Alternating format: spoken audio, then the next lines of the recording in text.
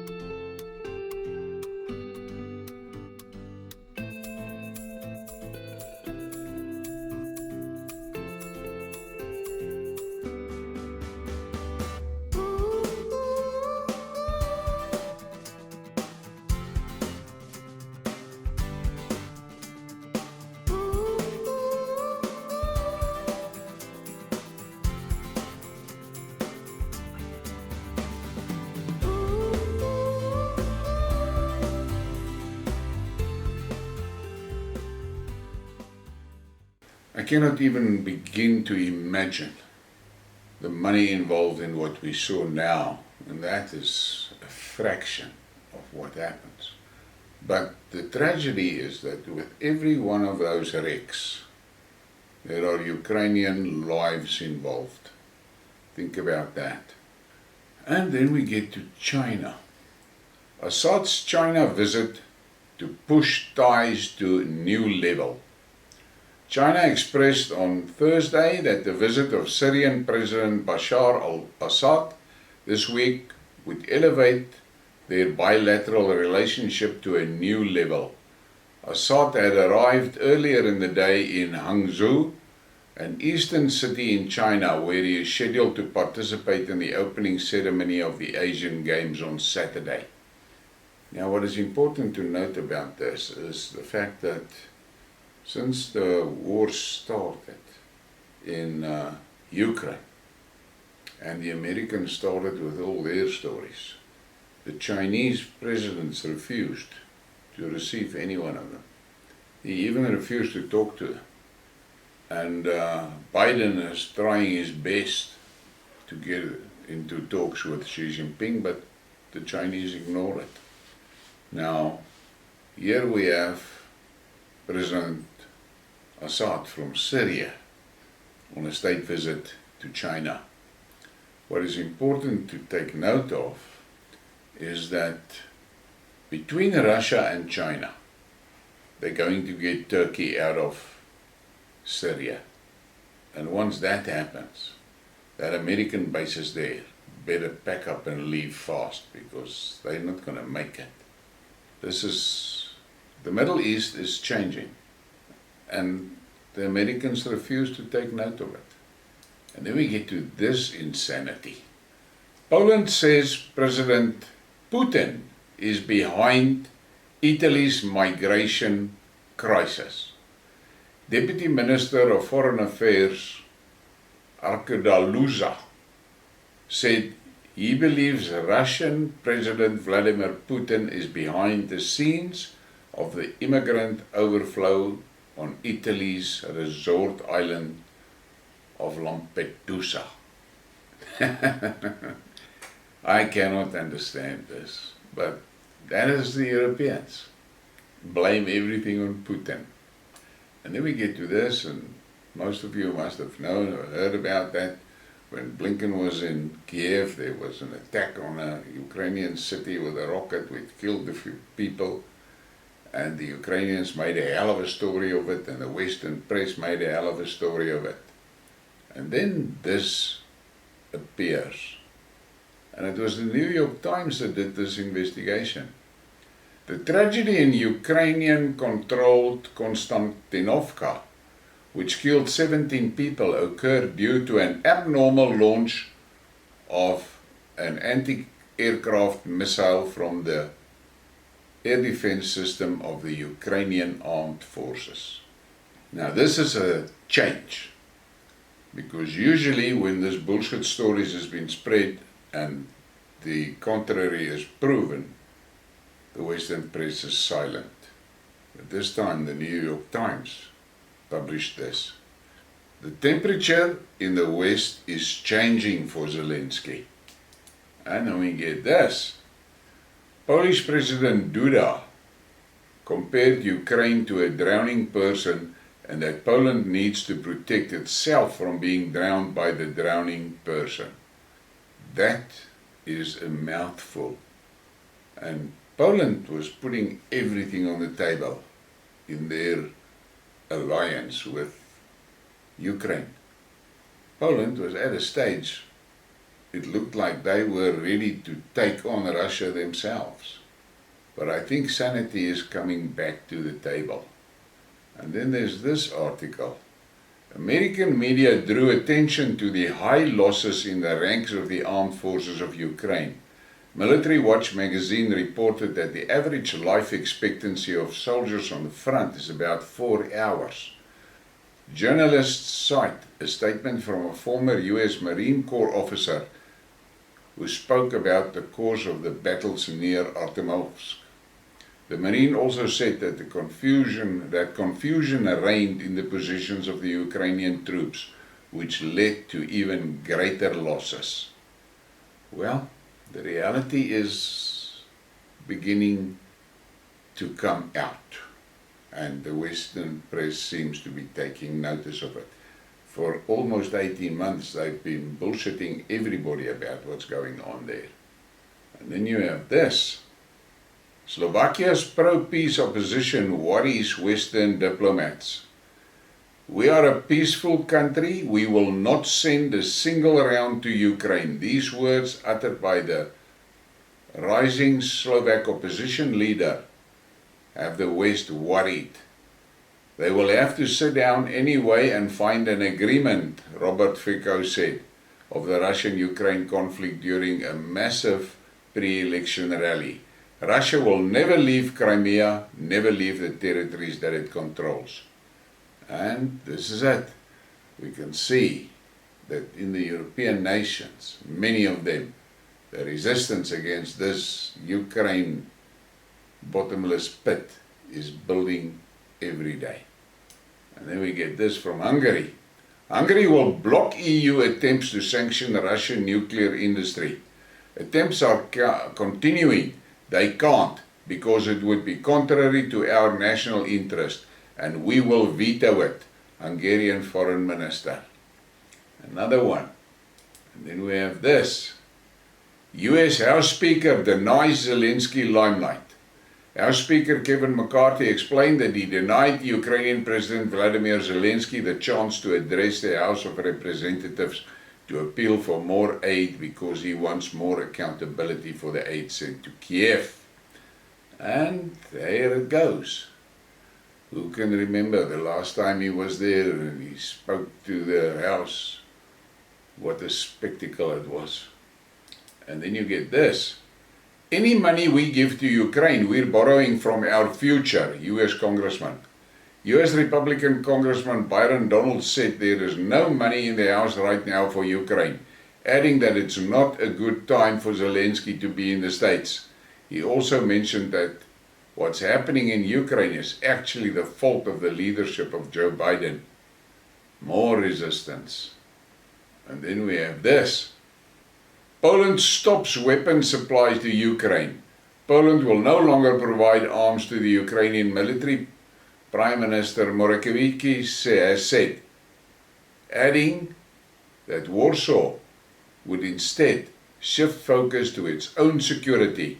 The decision follows a diplomatic row over Ukrainian grain imports, which were banned in Poland after flooding local markets. Zelensky is running out of rope, if you ask me. And then we have this. A Moldovan citizen accidentally stumbled across a US Marine stationed near the Russian border at Pridnestrovye, Moldova. Let us remind you that Moldova is not a member of NATO, and especially there is no agreement on the stationing of the US military on the territory of the country. And the citizen asked the soldier, "What are you doing here? Fuck off now. We are here to help." "You're helping. You make the war here. There are no Russian soldiers here." And the immediate neighbors of Ukraine is beginning to get very nervous. And then we go to Canada. Justin Trudeau. "Let me make one thing very clear. Transphobia, homophobia and biphobia have no place in this country. We strongly condemn this hate and its manifestations, and we stand united in support of 2SLGBTQI+. Canadians across the country, you are valid and you are valued." And Sky asked on Twitter, "What the fuck is 2SLGBTQI+? Now, I'm also curious, and somebody in that thread mentioned it might be the new Wi-Fi password. And then we get to South Africa, and Mzweli Manye, the guy that left the ANC and joined the EFF, and he comes out with this gem. "Africans in South Africa don't originate from anywhere in Central Africa. It's a convenient lie to make Africans settlers in South Africa. All my ancestors are in South Africa. The migration from Central Africa nonsense must be rejected with contempt." And this is again that manifestation of superior logic and natural intelligence. I wonder if this guy knows that there are numerous documents and historical reports and diaries and that clearly makes this out as bullshit. And then on top of that, his leader, Julius Malema, has said it from stages many times that they are from Central Africa. And then we get to this. EFF, a party of foreigners. As a patriotic South African, what do you expect from a party that has Naledi Cherwa, who has a Zimbabwean father and a Malawian mother? Floyd Shivambu is a Shangaan and has relatives in Mozambique.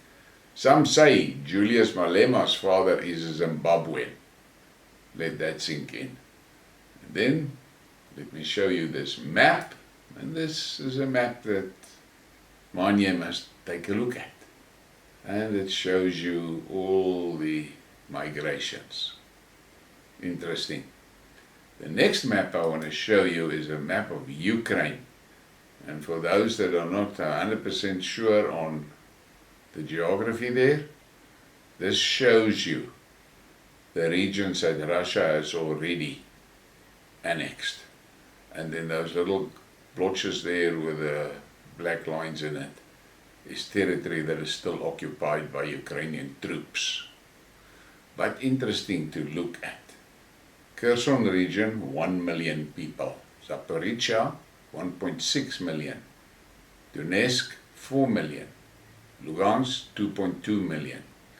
That is 6, 7, 8, 9 million. Just over 9 million people. And as I was said in a previous Skidmark, people think that it is all about the natural resources of that area for Putin. That is not it. He's after these 9 million people because Russia needs population and he doesn't want to bring immigrants in. Just something to think about. And then we get to the memes. This one is fairly relevant because we know these people, all of them are part of the XXX gang. Every single one of you are unelected rat bastards. And that is a fact that should sink in. These people are busy planning our future. Nobody elected them for that job. And then there's this South African meme that you can look at. Scavengers, hyenas, vultures, traitors and ticks in one room. Yeah.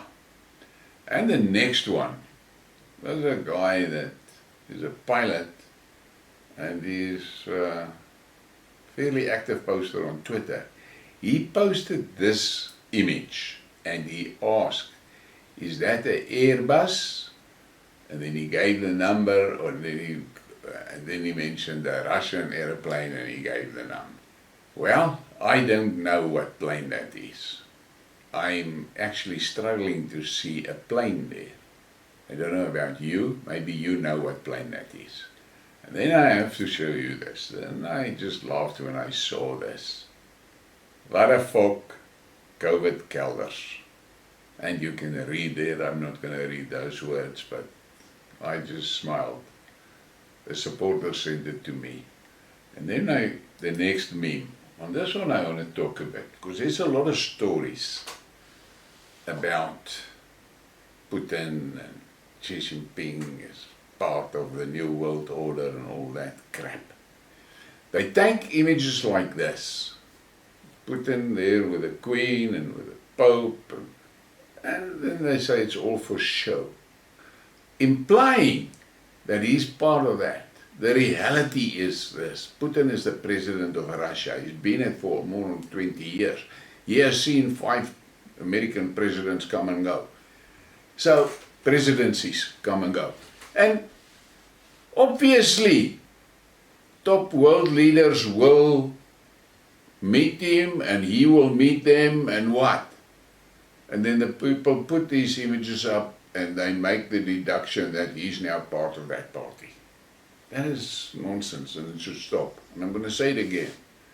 If you look at China, for instance, what the Chinese party did for the Chinese people and what the Chinese economy is like, and it's a massive country, and then they want to imply that Xi Jinping will hand his country over to Schwab.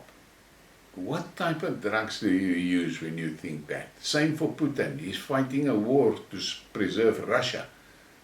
Now you want to imply he will give Russia to Klaus Schwab. Think again. And then we get to this story from Putin, quite interesting. One very instructive and true story that Putin told 8 years ago, knowing that the devil and the Vatican would attack him with vampire Nazis. The father, a former officer, returned home and asked his son, "Where is the family dagger from the wall?" "Dad, I traded it for this expensive watch with a neighbor's kid." "Wow, really nice and expensive watch. Well done, son. But let me ask you something. If the enemy attacks our country, if I am killed, your mother is killed, your older sister is killed, your older sister is raped, what will you be able to do? Look at your new watch and say to the enemy, it is 12:30? That is so typical Putin. And then we get to South Africa, and White Lion made this tweet. "Weak people blame others, are unproductive, overly dramatic and always loud and angry, incoherent in arguments and trying to pull others down to their level. Strong people are constructive, working to uplift themselves, never blames, create opportunities and always find a way." That is something that we should all take note of. Then we get to Wagner. Wagner is coming back. A number of sources write that the Wagner group entered into a contract with the Russian Guard and became a separate unit. The soldiers are preparing to return to the combat zone, and the direction in which they will appear is strictly classified. The Wagner symbols and flag will be preserved, and the fighters will receive the entire social package. Now, the reason I included this is because I have spoken about it previously, and I've mentioned it in that Skidmark that I did about the coup, or the attempted coup, which I still maintain was a scam and so forth. And then about that Russian general that was transferred from MOD to Wagner, and now we see that Surovikin is in Algeria, and there's Wagner forces in Northern and North Africa. I am still of the opinion that Wagner is being modified and structured to become a so-called peacekeeping force for BRICS. And then we get this from South Africa, and you must understand this is a country where the SASSA pensions, a lot of it wasn't paid out. It's a country that is absolutely swamped with crime. Nobody is safe in the country. It's a country where the police budget gets cut and the military budget is cut. Listen to this. It's from Defense Web. VIP protection that it does on the entire combat air capability of the SANDF. Imagine that.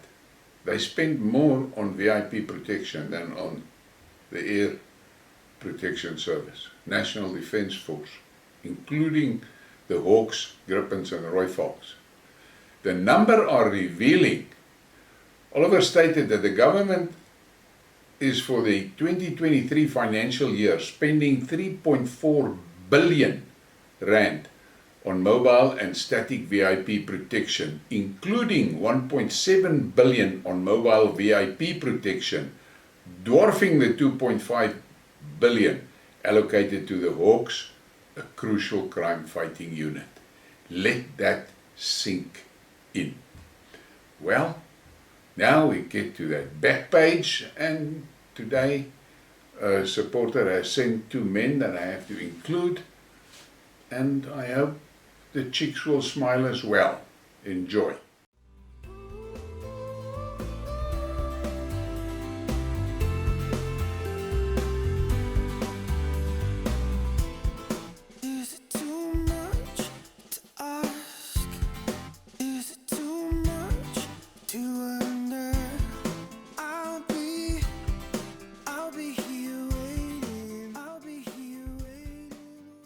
Okay, some good looking chicks there, but masculine men, real men. I want to say thank you to the people that are supporting the channel financially. I really appreciate it. And please give me a like and a subscribe and share the thing. The shares are very important. I've received many messages from people that tell me that they don't get my notifications, they don't see my stuff on Twitter, they don't see my stuff on Facebook. I'm under a blanket and I cannot do anything about it. It is only you that can support me in that by sharing. Have a great evening. And remember, Friday is Braai Day.